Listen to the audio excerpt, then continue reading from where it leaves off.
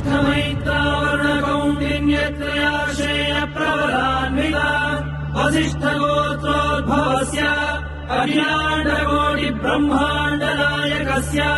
श्रीसच्चिदानन्दस्वरूपस्य सूर्यवंशपावनस्य श्रीमदिक्ष्वाकुकुलवंशोद्भवस्य श्रीरघुमहाराजवर्मणः प्रपौत्राय अजमहाराजवर्मणः पौत्राय दशरथमहाराजवर्मणः पुत्राय चक्रवर्ति सार्वभौमाय